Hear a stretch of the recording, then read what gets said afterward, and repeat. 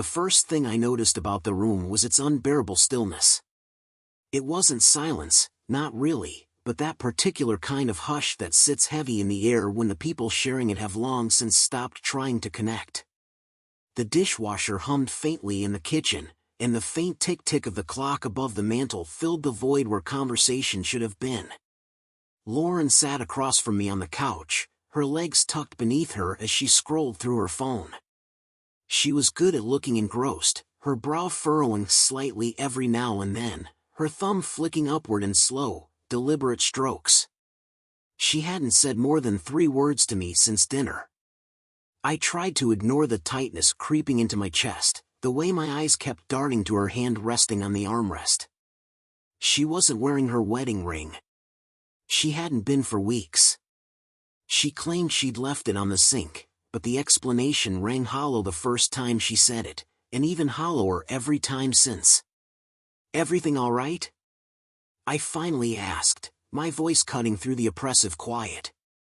It came out harder than I intended, more demand than concern. Her eyes didn't lift from the screen. "Fine. Why wouldn't it be?" I let out a long breath through my nose, leaning back into the armchair.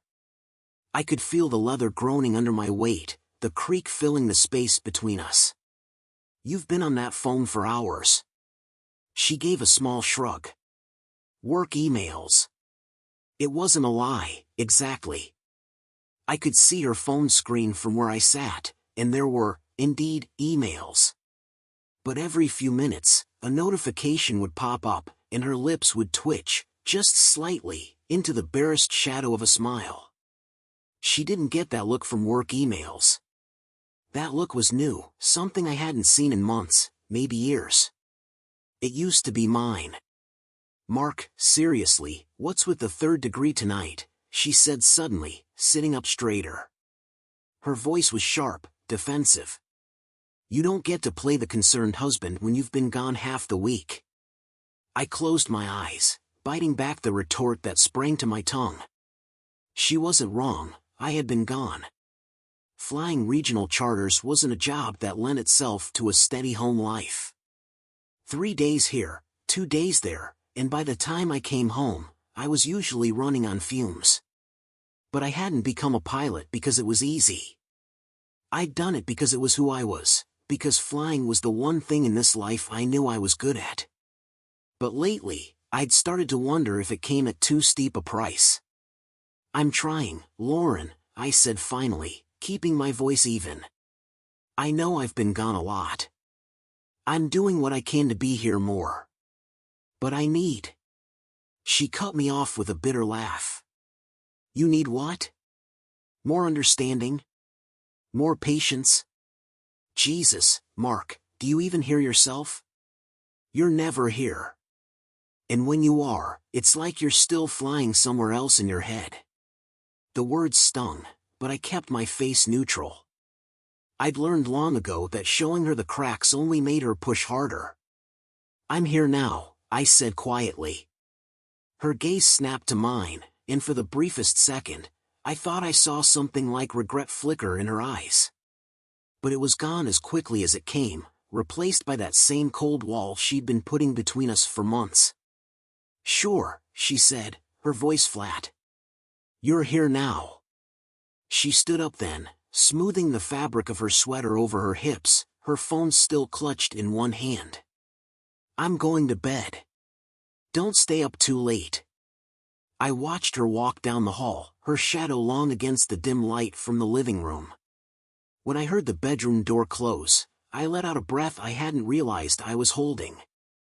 Something was wrong, something deeper than the usual cracks that formed in marriages when 2 people stopped trying to meet in the middle. I'd felt it for weeks, this shifting undercurrent I couldn't quite name. And tonight, it was loud enough to drown out the excuses I kept making for her. For us. I stared at the whiskey bottle on the end table. It was tempting, so tempting, but I didn't want to numb this. I didn't want to bury the truth under a haze of amber regret. Instead, I stood, stretching out the stiffness in my back, and walked into the kitchen. The sink was empty, save for a single wine glass resting on the drying rack. Her wine glass. She'd stopped drinking with me months ago but still poured herself a glass most nights after dinner. Sometimes two. I checked the fridge out of habit, then opened the drawer where we kept the spare house keys. It was there, the key she kept to the small studio in town where she claimed she liked to paint. She wasn't a painter, not really. She hadn't picked up a brush in years, not since before Maddie, our daughter, was born. But a few months ago, she'd decided she needed the space, needed a place of her own to reconnect with her old self. I let her have it without question. I told myself it was healthy, even good, for her to have that outlet. But now, as I stood there staring at the key, I couldn't ignore the sinking feeling gnawing at my gut. I didn't realize my hand was trembling until I reached out and took the key, its cold weight settling heavily in my palm. I didn't have a plan, I wasn't even sure what I was looking for. But I needed to know. I needed to prove to myself that this was just my imagination running wild. The drive into town was short, the streets almost empty at this hour. I parked across from the studio, killing the engine and staring at the darkened windows. There was no sign of movement inside, no lights burning to suggest she was still here. For a moment, I almost convinced myself to turn around, to drive back home and let this go. But then I saw it, a car I didn't recognize parked 2 spaces down. A beat-up sedan with out-of-state plates and a sticker for the Gallatin Aviation Academy in the corner of the windshield. My stomach dropped. The academy was where Ethan worked. Ethan Cross. The kid with the easy grin and the too smooth charm. The one who'd always found a reason to hang around Lauren when I brought her to the hangar. The one who asked too many questions about my flight schedule. I gripped the steering wheel, my knuckles white. And I waited. I don't know how long I sat there in the car, the leather of the steering wheel creaking under the pressure of my grip. The minutes dragged, each one stretching like it was daring me to act. My mind raced, bouncing between every possible scenario, each more damning than the last. The rain started to fall, soft at first, just a light drizzle that made the windshield shimmer under the streetlights. But soon it grew heavier, the droplets pounding against the glass in a relentless rhythm that matched the thundering of my pulse. The cold seeped into the car, but I barely noticed. All I could see was that damn sedan, sitting there like an unspoken accusation. I told myself to get out of the car, to do something, anything, but my body refused to move. Fear wrapped itself around me, cold and paralyzing. Not fear of what I might find, but fear of what it would mean. Of what it would demand of me. And then the studio door opened. The light spilling out was brief, just enough to illuminate 2 figures stepping out into the rain. The first was Lauren, her hair pulled into a loose ponytail, her hands shoved deep into the pockets of her coat. The second was Ethan Cross. Even in the darkness, I could see the ease in his stride, the way he leaned just slightly toward her as they walked to his car. He said something, and she laughed, a soft, almost shy sound I hadn't heard in years. It was like watching someone else entirely, someone I didn't recognize. My jaw tightened, and before I could stop myself, I was out of the car. The rain hit me hard, soaking through my jacket in seconds, but I didn't care. My boots hit the pavement in sharp, deliberate steps, the sound cutting through the downpour. They didn't see me at first, too wrapped up in whatever moment they were sharing, but then Ethan glanced up. He froze, his easy grin slipping into something colder, more guarded.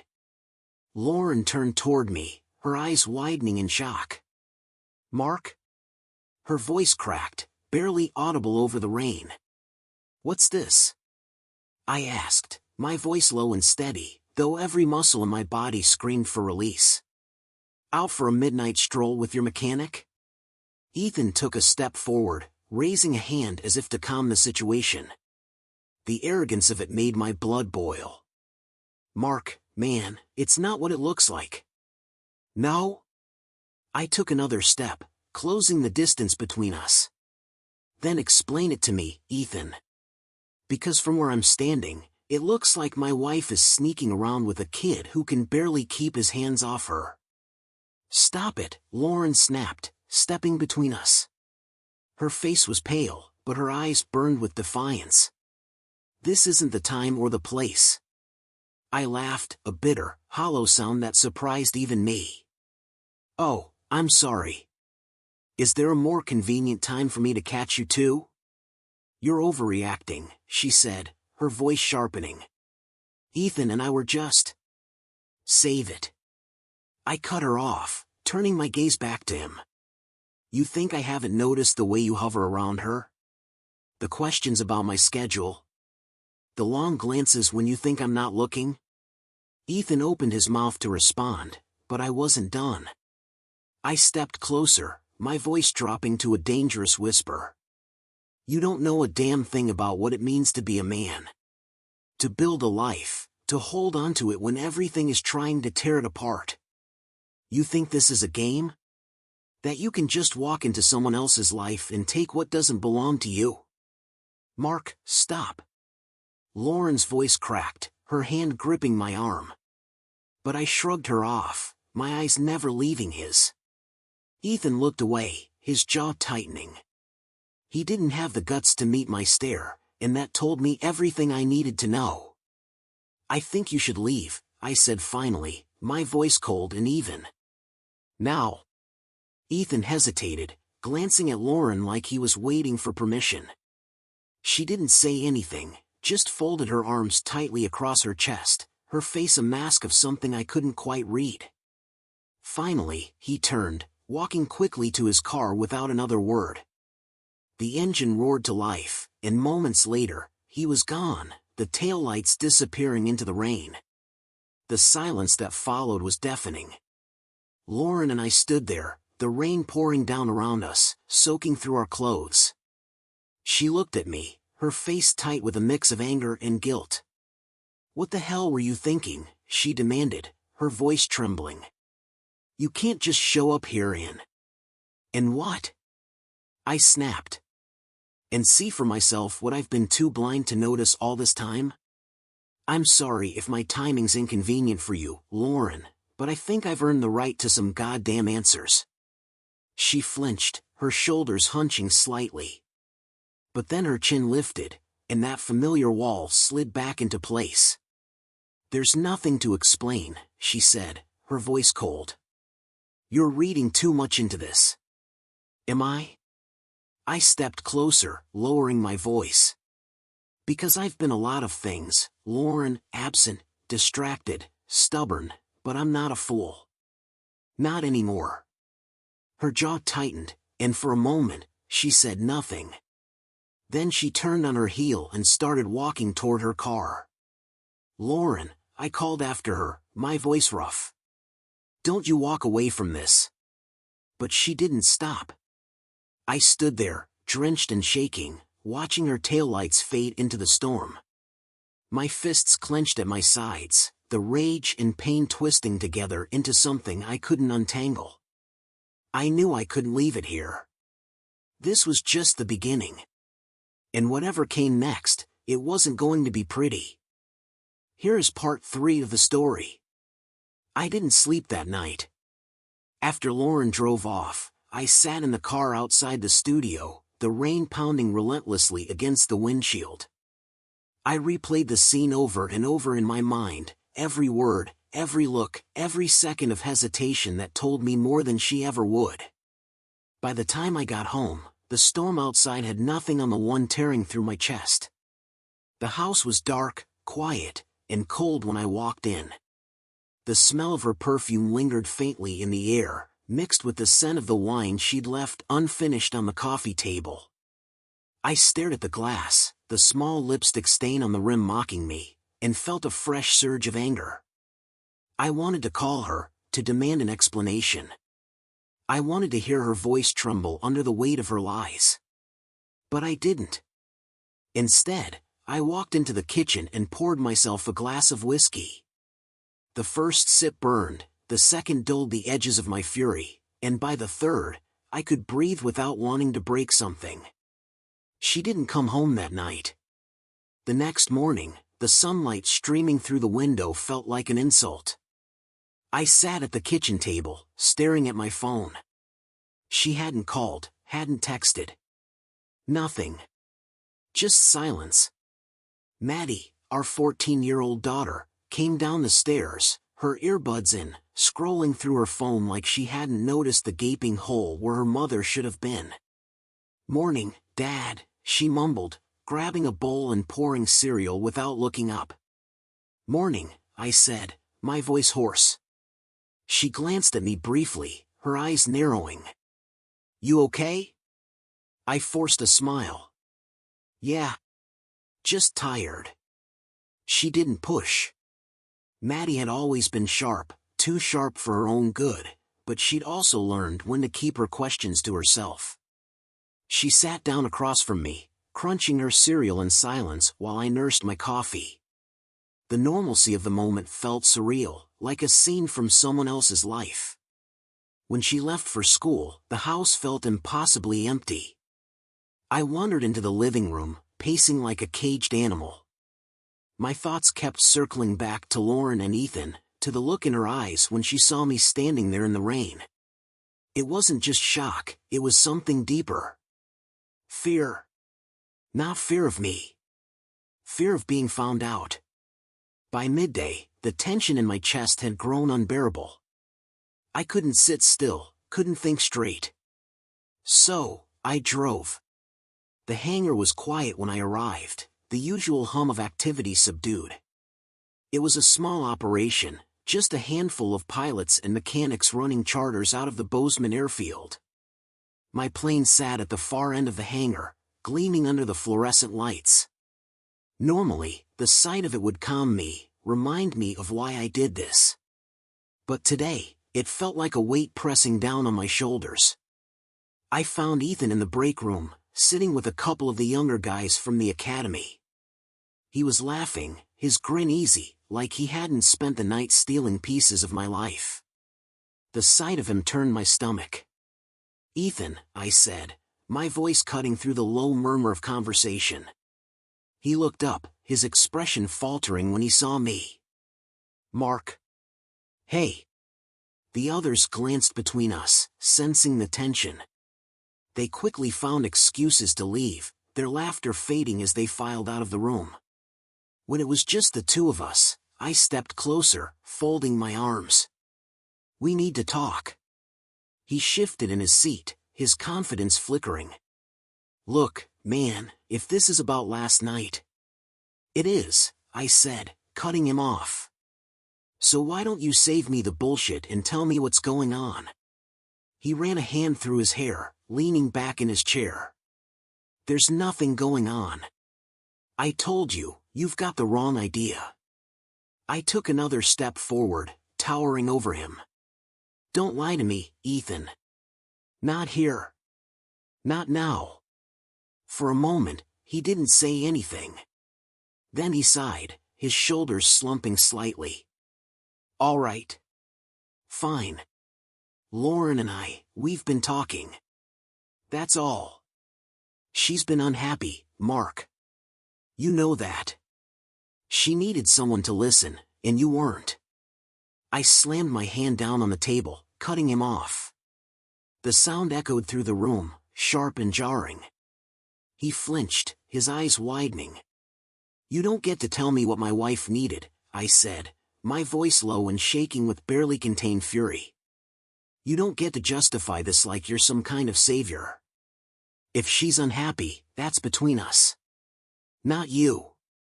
He held up his hands, palms out. "I'm not trying to steal her from you, man. I swear. You just what?" I leaned in closer, my face inches from his. "You thought you'd swoop in and pick up the pieces? Thought you'd take what you wanted because I wasn't there to stop you?" His jaw tightened, and for the first time, he looked me in the eye. "Maybe if you'd been around more, this wouldn't have happened." The words hit like a punch to the gut. My fists clenched at my sides, and for a second, I thought I might hit him. But I didn't. I straightened, my chest heaving, and stepped back. "You're done here," I said, my voice cold. "I don't want to see your face in this hangar again.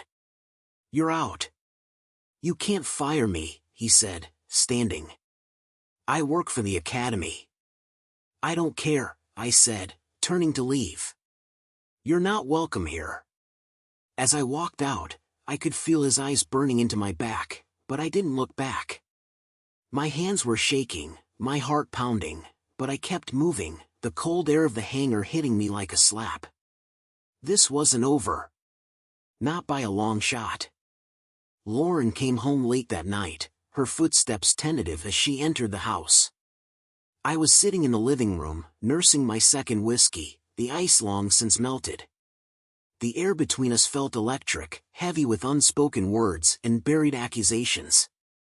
She hesitated in the doorway, her gaze flicking to the glass in my hand before meeting my eyes. "You're still up," she said quietly, almost like an accusation. I didn't respond right away, letting the silence stretch until it grew uncomfortable. She shifted her weight, fidgeting with the strap of her purse. "Where were you?" I finally asked, my voice calm but ice cold. "I told you, Mark." "I needed time to think," she said, dropping her purse onto the kitchen counter. "After last night, I needed space." "Space," I repeated, the word bitter on my tongue. "You've got plenty of space, Lauren. You've had it for months. Hell, you've practically made a career out of avoiding me." She flinched, her jaw tightening. "Don't do this." "Don't do what?" I stood, setting the empty glass on the coffee table with deliberate care. "Don't ask where my wife has been. Don't question why she's sneaking around with some punk half her age." Her cheeks flushed, whether from anger or guilt, I couldn't tell. "Nothing happened with Ethan," she said, her voice rising. "You've built this entire story in your head, but it's not true." I laughed, a sharp, humorless sound. "Don't insult me, Lauren. I saw the way he looked at you, the way you laughed at his jokes like a goddamn schoolgirl. You're telling me that was nothing?" She crossed her arms, her body rigid. "I don't have to explain myself to you, Mark. Not when you've spent years putting this family second to your job." There it was. The line she'd been dancing around, finally spoken out loud. My blood ran hot, but I forced myself to stay calm, to keep my voice steady. "Do you think I wanted this life?" I asked, my tone cutting. "Do you think I wanted to spend half my time in the air, missing birthdays, missing Maddie's first steps, because it's fun? I did it for us, Lauren. To keep a roof over our heads, to give you the life you said you wanted." "The life I wanted," she shot back, her voice trembling. "You were never here, Mark. You were always chasing something, another flight, another promotion. And when you were home, it was like you weren't even there. I've been alone for years, and you didn't even notice." I took a step closer, closing the distance between us. "So what? That's your excuse? You felt alone, so you decided to throw away everything we built together? You don't get to rewrite history, Lauren. I was there. I fought for this family every damn day." Her eyes filled with tears, but she didn't let them fall. "I didn't ask for this, Mark. I didn't ask to feel like a stranger in my own home. And I didn't ask for a wife who gives up the second things get hard," I said, my voice sharp and bitter. "You want to feel like a stranger? Fine. But don't put that on me. You chose this. You chose to turn away, to hide behind your excuses and your lies." She opened her mouth to respond, but I held up a hand, stopping her. "I went to the hangar today," I said, my voice quiet but steady. "I told Ethan to stay away from you. From me. From Maddie. He's out."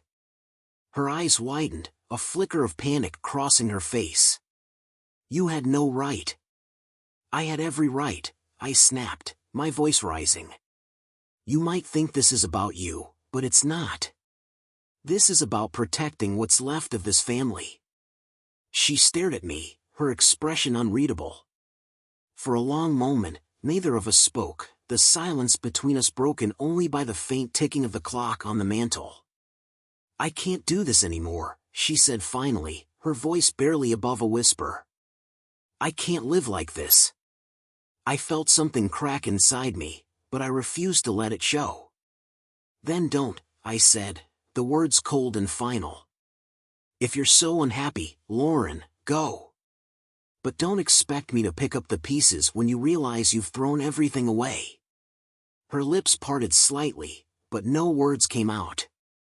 She looked at me like she was seeing a stranger, and for the first time, I felt like one. Without another word, she turned and walked upstairs, the sound of her footsteps echoing through the empty house. I stood there for a long time, staring at the spot where she'd stood, the weight of her absence pressing down on me like a physical thing. The whiskey bottle called to me from the coffee table, but I ignored it. Instead, I walked to the window and stared out into the darkness, my reflection barely visible in the rain-slick glass. I didn't recognize the man staring back at me. The next morning, Lauren was gone. Her car wasn't in the driveway, and her phone went straight to voicemail when I tried calling. Maddie, oblivious to the storm raging between her parents, left for school without a word about her mother's absence. I told myself she'd gone out to clear her head, to cool off after our fight, but as the hours ticked by, the knot in my chest tightened. By noon, I was pacing the kitchen, the unanswered questions gnawing at my mind. I couldn't stop thinking about the panic in her eyes when I mentioned Ethan, the way her voice cracked when she told me she couldn't do this anymore. I didn't want to admit it, but the thought had already taken root, growing like a weed in the back of my mind. What if she didn't come back? I tried to bury the thought, shoving it down with another cup of coffee and the mindless chatter of a local news station playing in the background. But when the sound of tires crunching over gravel echoed through the quiet house, I was out the door before the car even stopped. Lauren stepped out of the driver's seat, her hair disheveled, her face pale. She avoided my eyes as she grabbed her bag from the passenger seat, slamming the door shut with more force than necessary. "Where the hell have you been?" I demanded, my voice sharper than I intended. She didn't answer right away, brushing past me and heading for the house. I followed her, the door slamming behind us. "Lauren," I said, my voice low and tight. "I'm not playing games here. You disappear all night, and now you're just going to walk in like nothing happened?" She dropped her bag onto the counter, her hands trembling slightly as she turned to face me. "I stayed at a hotel," she said, her voice flat. "I needed space." "Space," I repeated, the word sour on my tongue. "You think running away fixes anything? You think leaving your daughter to wonder where you are makes this easier?" Her jaw tightened, and for a moment, she didn't say anything. Then, her voice dropped, soft but cutting. "You think Maddie doesn't notice the tension in this house? The fights, the silences? She sees it, Mark. She feels it." I was trying to protect her. Protect her? I stepped closer, my chest tight with anger. "Don't pretend this is about Maddie. This is about you, about running from the mess you helped create." Her eyes flashed, and for the first time, I saw something other than guilt or deflection. I saw rage. "You don't get to lecture me about running," she snapped. "You've been running from this marriage for years. Every time you got on that plane, every time you buried yourself in work instead of dealing with what's right in front of you." I felt the sting of her words, but I refused to let them land. "You want to blame me? Fine. Blame me for the distance, for the fights, for everything. But don't you dare stand there and act like you didn't make a choice, Lauren. You let this happen." Her face crumpled for a moment, her breath hitching, but she quickly composed herself. "You don't understand," she said, her voice trembling. "You've never understood." "Then make me understand," I said, stepping closer. "Tell me, Lauren. Tell me what I've been too blind to see." She hesitated, her lips parting as if to speak, but no words came out.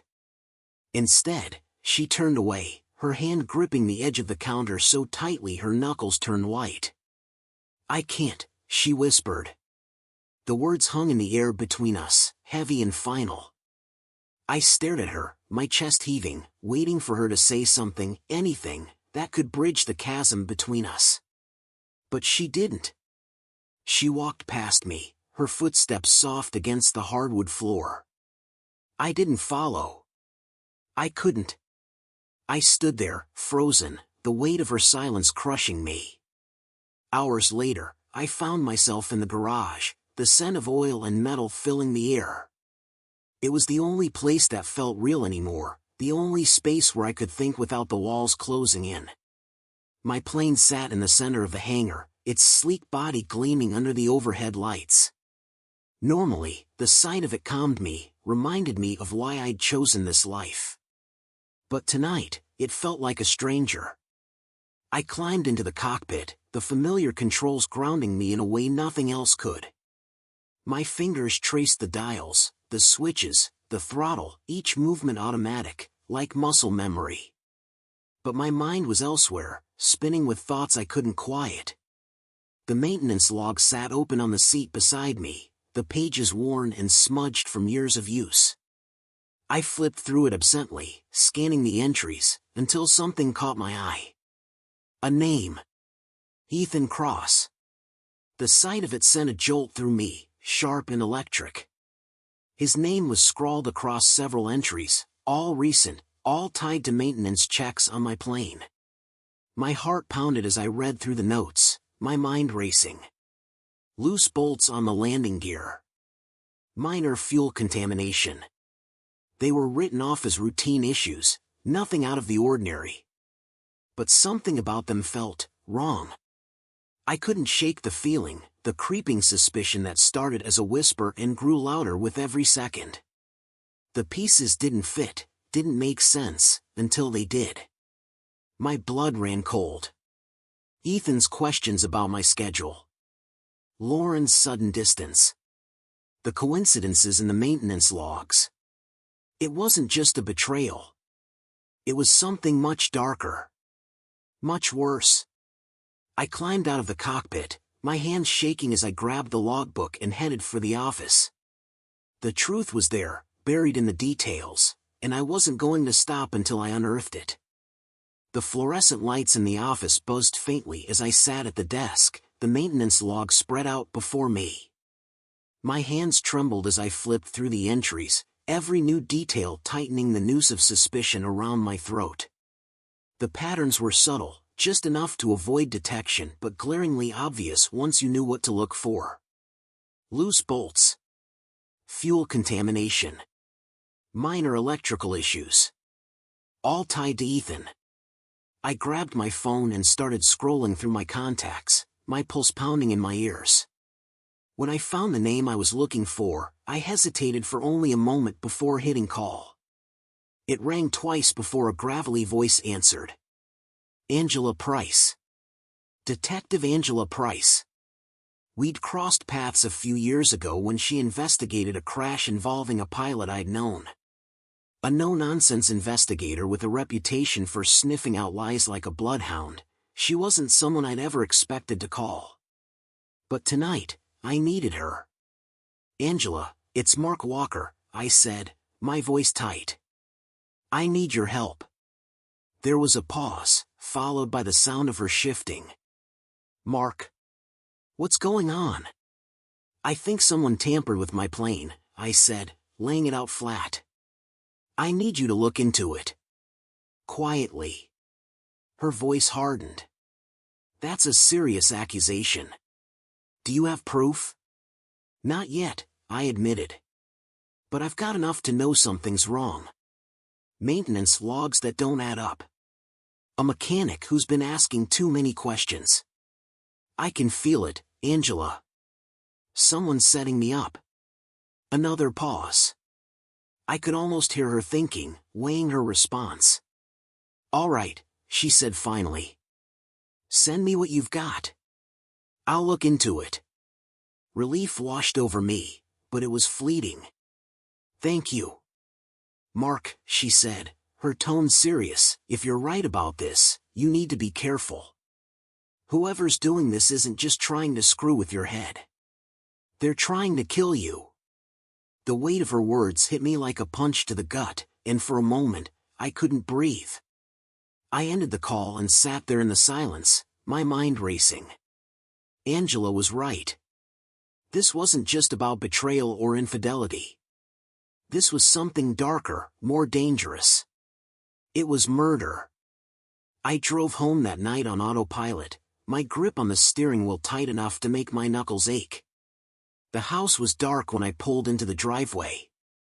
Lauren's car was there, but the sight of it didn't bring the relief it should have. Instead, it sent a fresh wave of anger coursing through me. Inside, the house was silent. I found her in the kitchen, sitting at the table with a glass of wine in front of her. She looked up when I walked in, her expression guarded. You're late, she said, her tone neutral. I had things to take care of, I replied, my voice clipped. I set my keys down on the counter and leaned against it, crossing my arms. We need to talk. Her shoulders tensed, but she didn't look away. About what? About Ethan. About what you're hiding. Her face paled, and for a moment, I thought she might deny it. But then her lips pressed into a thin line, and she sighed, setting her glass down. Mark, Don't lie to me, I said, my voice rising. Don't tell me it's nothing. I've seen the maintenance logs, Lauren. I've seen his name all over them. I know what he's been doing. Her eyes widened, and she stood, her chair scraping against the floor. You don't understand. Then make me understand. I shouted, slamming my hand on the counter. Because right now, all I see is my wife working with some kid to sabotage my plane. So tell me, Lauren. Tell me why.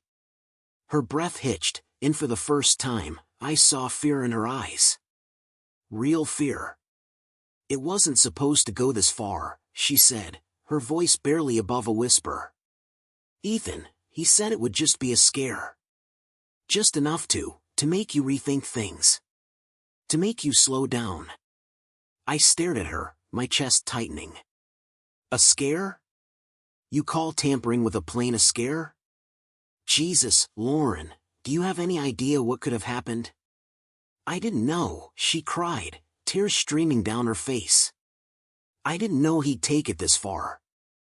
I thought, her voice broke, and she sank back into her chair, her head in her hands. I thought it was just talk. The room spun around me, her words sinking in like jagged glass. I wanted to scream, to lash out, but all I could do was stand there, my fists clenched at my sides. You thought it was just talk, I repeated, my voice hollow. And now what? You're sorry? You're scared? Her head shot up, her eyes desperate. Mark, please. You have to believe me. I never wanted this. I cut her off, my voice cold. Save it. I don't care what you wanted, Lauren. You made your choice. Her tears fell harder, but I didn't move. I couldn't.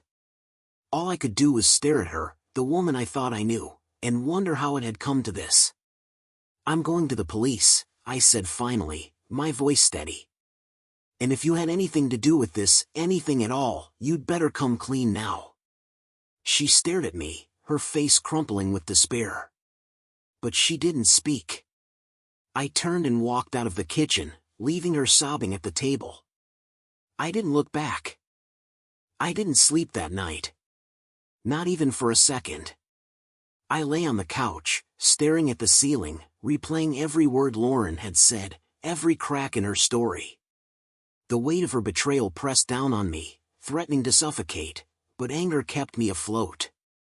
I'd given her a chance to tell the truth, to own up to her role in this mess, but her silence told me everything I needed to know. She wasn't just complicit. She was protecting him. By the time the first rays of sunlight filtered through the curtains, I'd made up my mind. This wasn't just about justice anymore, it was about survival. If Ethan thought he could sabotage my plane and walk away unscathed, he was about to learn how wrong he was. I left the house before Lauren woke up, my stomach churning as I drove to the airfield. Angela Price had texted me overnight, confirming she'd started her investigation. She was digging into Ethan's background, but I didn't need her to tell me what I already knew. He was dangerous, and he was counting on me to back down. But I wasn't backing down. When I arrived at the hangar, the place was already buzzing with activity. Mechanics moved like clockwork, their voices echoing off the steel walls. I spotted Ethan near the far end, talking to one of the younger pilots. He looked too comfortable, too confident, like he owned the damn place. I walked straight toward him, ignoring the curious glances from the others. He saw me coming, his easy grin faltering as I closed the distance between us. "Mark," he said, his tone wary. "What's going on?" I didn't answer. Instead, I grabbed the front of his shirt and shoved him hard against the nearest wall. The sound reverberated through the hangar, and a hush fell over the room as everyone stopped to watch. "You think I don't know what you've been doing?" I hissed, my face inches from his. "You think I'm just going to let you get away with it?" His hands came up defensively, but I tightened my grip, my knuckles white. "Mark, man, you're not thinking straight." "Don't you dare," I snapped, cutting him off. "Don't you dare try to play innocent. I've seen the logs, Ethan. I know you've been messing with my plane." His eyes darted around the hangar, searching for someone, anyone, to step in. But no one moved. "I didn't do anything," he said, his voice shaking. "Whatever you think you know, it's not true." I slammed him against the wall again, my rage boiling over. "Don't lie to me. You've been working with Lauren, haven't you? You've been feeding her lies, playing on her fears. Was this your idea, or hers?" His expression twisted, a flash of panic crossing his face. She didn't want this, Mark. She just wanted you to slow down, to pay attention. It wasn't supposed to go this far." "So it was you," I said, my voice low and deadly. "You're the one who sabotaged my plane." He swallowed hard, his eyes wide with fear. "It was a mistake, all right? I didn't think you'd actually get hurt." I let go of him, and he stumbled forward, clutching his chest as he gasped for air. The hangar was silent, the weight of his words hanging heavy in the air. "You didn't think?" I said, my voice trembling with fury. "Do you have any idea what could have happened? What you could have done?" "I'm sorry," he stammered, backing away. "I didn't mean." "Sorry doesn't cut it," I said, stepping toward him. "You put my life at risk. You betrayed me. And for what? For her?" His gaze flickered, and in that moment, I saw the truth. He didn't care about Lauren, not really. She was a means to an end, a way to get to me. To take what he thought he deserved. Before I could react, he bolted, sprinting for the exit.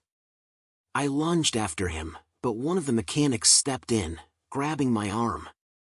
"Let him go, Mark," he said, his voice calm but firm. "He's not worth it." I shook him off, my chest heaving. Ethan was already gone, his car peeling out of the lot in a cloud of dust. I turned back to the others, their expressions a mix of shock and confusion.